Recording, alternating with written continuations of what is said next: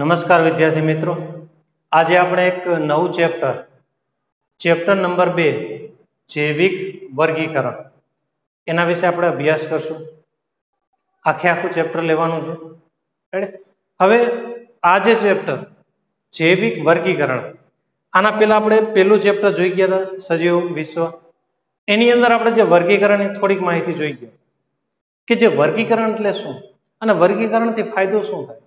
તો એક ચોક્કસ ભાગનું જે નામકરણ થઈ ગયું, નામાધિકરણ, જેના માટે આપણે બે ભાગ જોઈ ગયા હતા કે વનસ્પતિ અને પ્રાણીઓ માટે ICBN, ICZN, international code four botanical nomenclature, international code four ઝૂઓલોજીકલ nomenclature. Ready? આ રીતના બે નામાધિકરણ, નામ આપવાની જે પદ્ધતિ, ત્યાર પછીની જે ઓળખ, આઈડેન્ટિફિકેશન, એના આધારે એને વર્ગીકરણ કરી શકે. તો વર્ગીકરણથી ફાયદો શું થાય? ધારો કે તમે કોઈ પણ વસ્તુ વિશે વિચારો. ધારો કે વર્ગીકરણ, આપણે એક ઉદાહરણ લીધું હતું કે જે ઘરની અંદર રસોડું. હવે રસોડાની અંદર તમે જુઓ તો અલગ અલગ ડ્રોલમાં અલગ અલગ ભાગ જોવા મળે. પેલું ડ્રોલ આપણે જોઈ તો એની અંદર આપણે ચમચી, ચમચા, ત્યાર પછી દસ્તો, ત્યાર પછી સાણચી, ગરણી, અલગ અલગ ભાગ આપણને પહેલા ડ્રોલમાં જોવા મળશે. બીજું ડ્રોલ આપણે જોઈ તો એની અંદર આપણને રકાબી લઈ લ્યો તમે, ત્યાર પછી કાચના ગ્લાસ, XYZ. ત્યાર પછી ત્રીજો ભાગ જોઈશું તેમાંથી આપણને ડીશ, થાળી, તો અલગ અલગ ભાગ આપણને એમાં જોવા મળશે. તો ફાયદો શું થાય કે કોઈ પણ વ્યક્તિ બહારથી આવ્યો હોય, કોઈ પણ મહેમાન આવ્યો હોય, તો જ્યારે ચા બનાવવાની હોય અથવા તો રસોઈ કરવાની હોય તો આપણને સરળતાથી અલગ અલગ ભાગમાંથી આપણને મળી જાય. હવે એના વિકલ્પ સ્વરૂપે આપણે જોઈએ કે આ બધી વસ્તુ તમે રૂમના અથવા તો રસોડાને કોઈ એક ભાગમાં ઢગલો કરીને રાખી દો અને હવે કોઈ પણ મહેમાન આવે અને ચા બનાવવાનું કહે તો પેલા શું કરવું પડે? આપણે એ ભાગ પેલા ગોતવા પડે. કીટલી ક્યાં, રકાબી ક્યાં, રેડી? તો સાણચી, ગરણી, હવે એકથી ભેગું ન થાય, આખું ઘર એ પેલા ગોતે, ત્યાર પછી લે અને પછી ચા બનાવે. તો તકલીફ વધી ગઈ, કારણ એને આપણે શું ન કર્યું? આપણે એનું વર્ગીકરણ નથી. વર્ગીકરણ ન કર્યું જેના હિસાબે આ તકલીફ પડી. જો વર્ગીકરણ કરી લઈએ તો કઈ પ્રશ્ન રહેતો નથી. બીજું ઉદાહરણ લઈએ આપણે. ધારો કે બાયોલોજીની બુક લઈ લ્યો.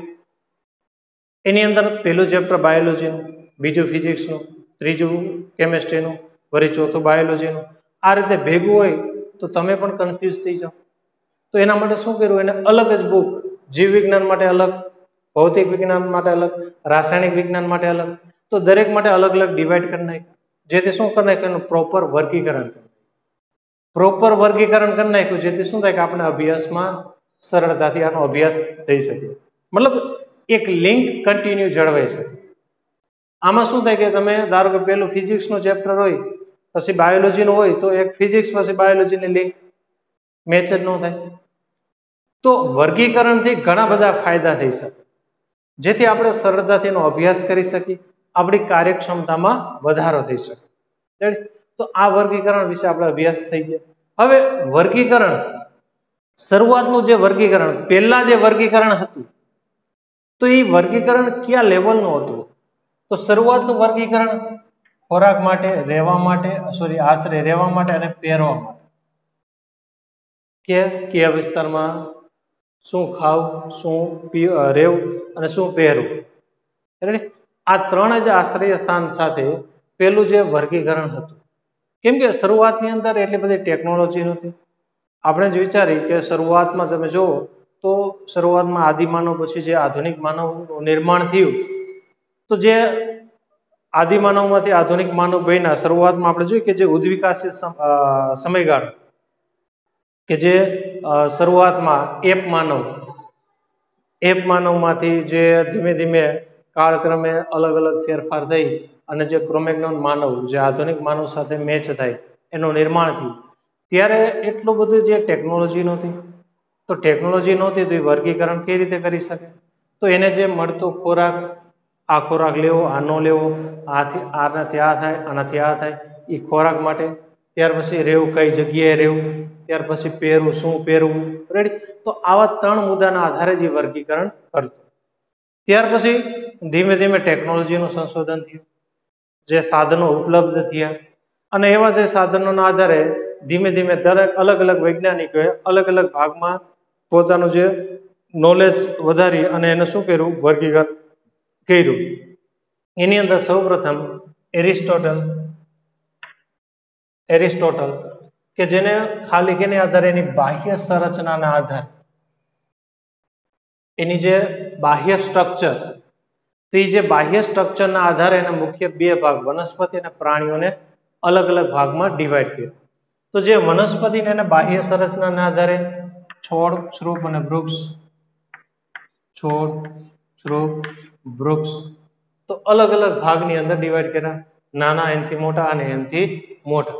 કારણ દરેકની જે બાહ્ય સંરચના કેવી જોવા મળે, અલગ અલગ જોવા મળે. તો જે અલગ અલગ બાહ્ય સંરચના છે તો એના આધારે એને અલગ અલગ ભાગની અંદર ડિવાઈડ કરી દીધા.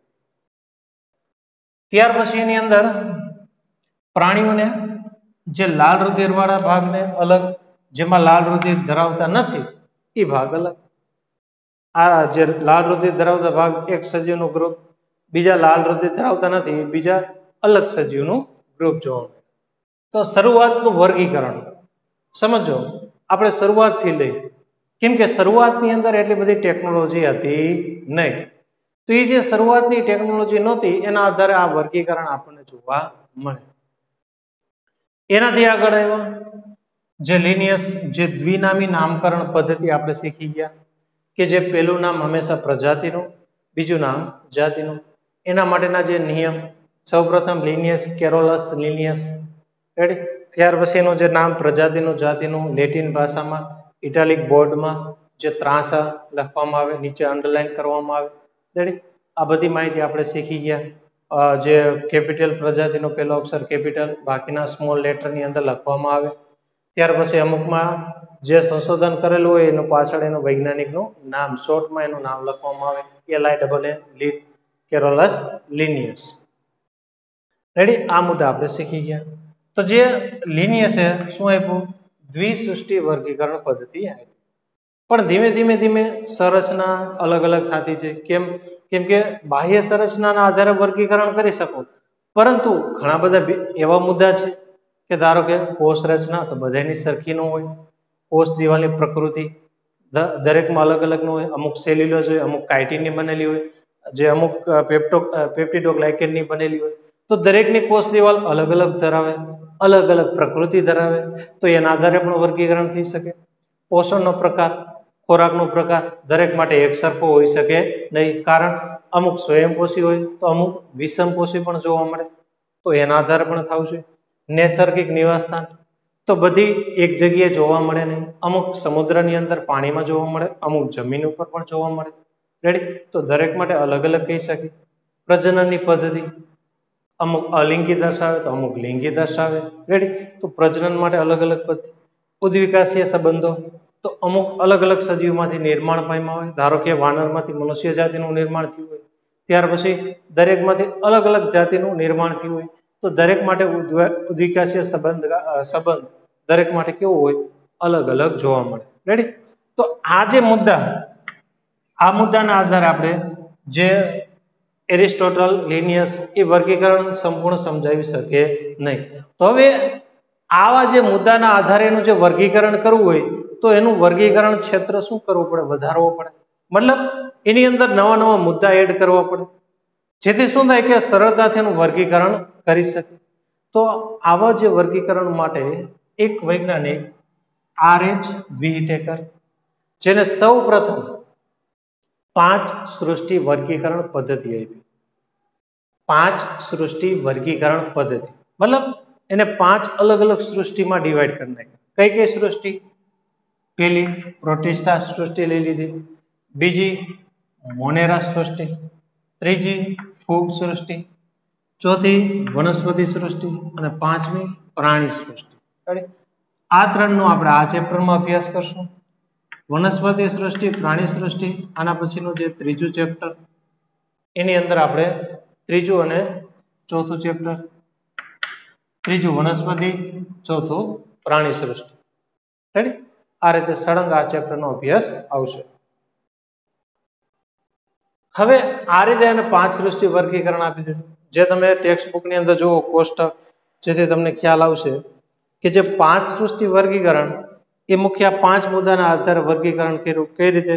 કોષ પ્રકાર, એની કોષ દિવાલ, કોષ કેન્દ્ર પટલ, દૈહિક આયોજન અને પોષણની પદ્ધતિ.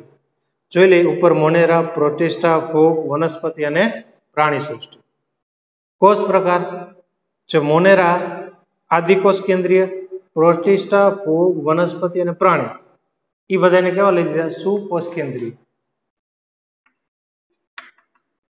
આદિકોષ કેન્દ્રીય અને સુકોષ કેન્દ્રીય. આદિ એટલે પેલા, સુકોષ કેન્દ્રીય એટલે હવે. શરૂઆતમાં જ્યારે જીવનું નિર્માણ ન થયું ત્યારે શું થઈ ગયું? ઉલ્કાપાત થઈ અને એની અંદર જે પાણીના ક્રિસ્ટલ ફોર્મ, બીજા ઘટકો આવી અને પાણીમાં દાખલ થયા. એ ઘટકોના સંયોજનથી, કે જેની અંદર અલગ અલગ ભાગથી સંયોજન થયું અને ધીમે ધીમે એક કોષનું નિર્માણ થયું. શરૂઆતમાં કોષ બેનો કોષ કેન્દ્ર નહોતો, ત્યાર પછી ધીમે ધીમે એ કોષની અંદર, શરૂઆતમાં કોષ હતો, કોષ કેન્દ્ર નહોતો, પછી એની અંદર શું આવ્યું? કોષ કેન્દ્રનું નિર્માણ થયું. હવે આ કોષ કેન્દ્રનું નિર્માણ થયું પછી એમાં સુધારો થયો અને એ જે કોષ કેન્દ્ર હતો એ કોષ કેન્દ્રની આજુબાજુ એક વધારાનું આવરણ આવ્યું. તો આના આધારે એને મુખ્ય 2 ભાગમાં ડિવાઈડ કરી નાખ્યા. આદિ કોષ કેન્દ્ર, જેમાં કોષ કેન્દ્ર પટલ જોવા મળતું નથી, અને જેમાં કોષ કેન્દ્ર પટલ જોવા મળે એને શું કહેવાય? સુકોષ કેન્દ્રીય. કોષ કેન્દ્ર પટલ. તો એમાં આપેલો છે આપણે કોષના પ્રકાર. એક કોષ કેવો? પટલ વગરનો, અને એક કોષ કેવો? જેમાં પટલ જોવા મળે. તો પટલ વગરનો કયો હશે? કે જે શરૂઆતમાં નિર્માણ થયું હશે. તો શરૂઆતમાં જે સજીવો હશે એ બધા કેમ આવવા જોઈએ? મોનેરા. ત્યાર પછીના જે ધીમે ધીમે નિર્માણ થયા એ બધા સજીવ કેમાં આવશે? સુકોષ કેન્દ્રીય. કેમ કે એમાં ઉદ્વિકાસ થઈ અને એક વધારાના ભાગનું નિર્માણ થયું, જેને આપણે કોષ કેન્દ્ર પટલ કહી શકીએ. ત્યાર પછી કોષ દિવાલ, દરેક માટે અલગ અલગ. મોનેરામાં સેલ્યુલોઝ વિહીનનો ભાગ, પોલિસેકરાઇડ એમિનો એસિડની બનેલી, આમાં કેટલાકમાં હાજર, ફૂગમાં હાજર, સેલ્યુલોઝ વગર કાઇટિનની બનેલી, આમાં હાજર અને પ્રાણીમાં ગેરહાજર. કોષ કેન્દ્ર પટલ જે આપણે વાત કરી આમાં ગેરહાજર, બાકી બધામાં હાજર. દૈહિક આયોજન, કેવું આયોજન જોવામાં? કોષીય, આમાં કોષીય, એક જ કોષના બનેલા હોય એક કોષીય આયોજન કહી શકીએ. ફૂગની અંદર બહુકોષીય અને શિથિલ પેશી જોવા મળે. આમાંથી પેશીમાંથી અંગ, આમાંથી અંગમાંથી અંગતંત્ર અને એમાં દેહનું નિર્માણ. એટલે એ કેવા બધા કહેવાય? હોલોઝોઇક પ્રકારના સજીવ કહી શકીએ. પોષણ પદ્ધતિ, જેમાં સ્વયંપોષી પોતાની જાતે ખોરાક લઈ શકે, સ્વયંપોષી પ્રકાશ સંશ્લેષી અને વિષમપોષી 2 જોવા મળે. વિષમપોષી માત્ર મૃતોપજીવી, કે જે મૃત થઈ ગયું હોય એમાં જે વિષમપોષી માટે જવાબદાર હોય, જે ફૂગ અને અમુક બેક્ટેરિયા. એટલે તમે જો પ્રોટિસ્ટામાં વિષમપોષી જોવા મળે, મોનેરામાં વિષમપોષી, જે મૃતોપજીવી લખેલા. તો મોનેરામાં શું આવશે? ફૂગ અને બેક્ટેરિયા અને ફૂગ, એ 2 કેવાય? મૃતોપજીવી. મતલબ જે મૃત થઈ ગયો એને સડવા માટે. તમે જોઈશો કે રોડ ઉપર ઘણા બધા સજીવનું મૃત્યુ થઈ ગયું હોય તો થોડા સમય માટે એ રીએ પછી સડી જાય. તો એ સડવા માટે જવાબદાર કોણ હોય? કે જે ફૂગ અને બેક્ટેરિયા. એ બધા કેવા કે મૃતોપજીવી.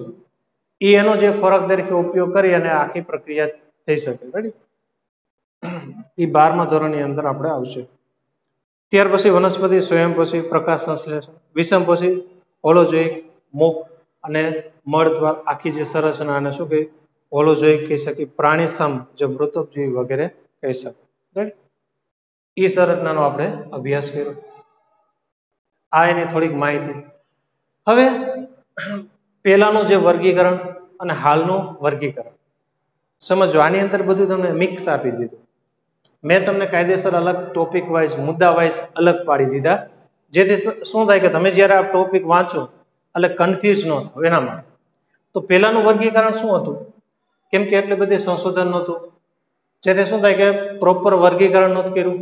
તો એને શું કર્યું? બેક્ટેરિયા, નીલહરિત લીલ, ફૂગ, મોસ, દ્વિઅંગી, ત્રિઅંગી, અનાવૃત બીજધારી, આવૃત બીજધારી, આ બધાને એક જ સમૂહમાં મૂકી દીધા. હવે એક સમૂહમાં મૂકી દીધા તો એની સમાનતા શું હતી? દરેકની ફરતે કોષ દિવાલ હતી. એક સમાનતા એ હતી, શું હતી? દરેકને ફરતે કોષ દિવાલ. એના આધારે એને એક જ સમૂહમાં મૂકી દીધા. પરંતુ એમાં ફેરફાર શું હતો કે બીજા લક્ષણોમાં અલગતા દર્શાવે. એક જ સમાનતા કોષ દિવાલ, બાકી બધી સમાનતા અલગ અલગ જોવા મળતી.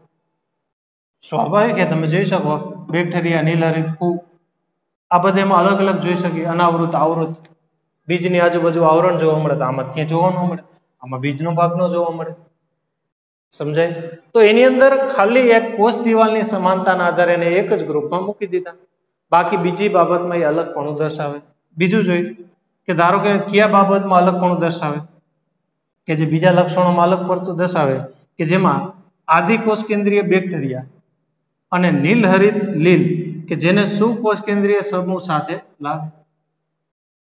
આદિકોષ કેન્દ્રીય બેક્ટેરિયા અને નીલહરિત લીલ આ બે કેવાય આદિકોષ કેન્દ્રીય. તો આપણે શરૂઆતમાં જ વીટેકરમાં જોઈ ગયા, આદિકોષ કેન્દ્રીય એટલે કેવા કહેવાય? મોનેરા. આદિકોષ કેન્દ્રીય અને કેની સાથે લાવી દીધા? સુકોષ કેન્દ્રીય. તો આદિ અને સુકોષ કેન્દ્રીય એને ભેગા મૂકી દીધા. હકીકતમાં બે કેવા છે? અલગ. બેના લક્ષણમાં શું જોવા મળે? અલગ. છતાં પણ એને એક જ ગ્રુપમાં મૂકી દીધા. બીજી બાબત, એક કોષી અને બહુકોષી બેને સાથે લાવી દીધા. એક જ પ્રકારના કોષથી બનેલા સજીવ એક કોષી, અલગ અલગ પ્રકારના સજીવના જે કોષના બનેલા હોય એને આપણે બહુકોષી કહીએ. ઉદાહરણ તરીકે ક્લેમિડોમોનાસ એક કોષી, જ્યારે સ્પાયરોગાયરા બહુકોષી. હકીકતમાં તો આ બેને કેવા હોવો જોઈએ? અલગ અલગ ગ્રુપમાં ડિવાઈડ કરવા જોઈએ. એક કોષીનું ગ્રુપ અલગ, બહુકોષીનું ગ્રુપ અલગ. પરંતુ એને વર્ગીકરણ એક જ ભાગમાં એને મૂકી દીધું. પહેલાની વર્ગીકરણ પદ્ધતિ. બીજું એનો જે ત્રીજો પોઈન્ટ, વિષમપોષી કે જે બીજા ઉપર આધાર રાખે, સ્વયંપોષી કે જે પોતે જ પ્રકાશ સંશ્લેષણ કરીને ખોરાક મેળવે. બેને એક જ માં મૂકી દીધું, કેમ કે બે વચ્ચે તફાવત સ્પષ્ટ કરતું નથી. બેને એક જ ગ્રુપમાં મૂકો તો એ તફાવત સ્પષ્ટ કરે નહીં. રેડી? ત્યાર પછી કોષ દિવાલના બંધારણમાં પણ તફાવત હતો. વનસ્પતિનું સેલ્યુલોઝની બનેલી હતી, ફૂગમાં કાઇટિનની બનેલી હતી. રેડી? છતાં પણ આ બધા લક્ષણના તફાવતના આધારે એને પહેલામાં વર્ગીકરણ કરી લીધું. ત્યાર પછી વીટેકરે જોયું કે આની અંદર ઘણી બધી, કેમ કે આમાં તમે જુઓ કે અભ્યાસ કરવો હોય, ધારો કે આ પહેલા જે વર્ગીકરણ અભ્યાસ તમારે કરવો હોય, ધારો કે તમે સુકોષ કેન્દ્રીય વિશે અભ્યાસ કરો તો તમને આદિકોષ કેન્દ્રીય આવશે વચ્ચે. એની અંદર તમારે સ્વયંપોષી પણ આવશે, વિષમપોષી પણ આવશે. રેડી? ત્યાર પછી એની અંદર કે જે એક કોષી સજીવ, બહુકોષી સજીવ પણ આવે, જેથી પ્રોપર તમારો અભ્યાસ થઈ શકે નહીં. મતલબ અભ્યાસમાં આપણને તકલીફ પડે. તો એના માટે વીટેકરે એનું પ્રોપર વર્ગીકરણ કરી નાખ્યું. કઈ રીતે? ફૂગ અલગ જ કોષ દિવાલ ધરાવે, કાઇટિન, તો ફૂગ માટે અલગ જ વર્ગીકરણ પદ્ધતિ આપી દીધી. કઈ? ફૂગ સૃષ્ટિ. તો એ અલગ ભાગમાં ડિવાઈડ થઈ ગયું. આદિકોષ કેન્દ્રીય છે તો બધા જેટલા આદિકોષ કેન્દ્રીય હોય એના માટે એક જ સૃષ્ટિ. કઈ? મોનેરા. પૂરું.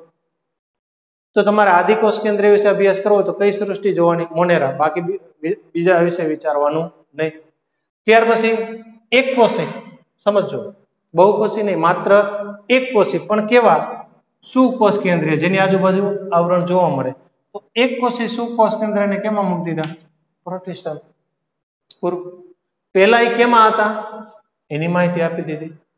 જે ક્લેમિડોમોનાસ અને ક્લોરેલા વનસ્પતિ સૃષ્ટિ સાથે મૂકવામાં આવતા જે કોષ દિવાલ ધરાવે છે, જ્યારે અમીબા અને પેરામિશિયમ જે પ્રાણી સૃષ્ટિમાં મૂકવામાં આવતા જે કોષ દિવાલ ધરાવતા નથી, એને એક કોષી સુકોષ કેન્દ્રીયમાં મૂકી દીધા. વનસ્પતિ પ્રાણી બે ભેગા. રેડી? તો શરૂઆતમાં આ રીતનું વર્ગીકરણ હતું, બે મિક્સ હતું. પછી ધીમે ધીમે અલગ કરી અને અલગ ભાગમાં એને વર્ગીકરણ કરી દીધું, જેથી શું થાય કે સરળતાથી આપણે એનો અભ્યાસ કરી શકીએ, તકલીફ પડે નહીં. રેડી?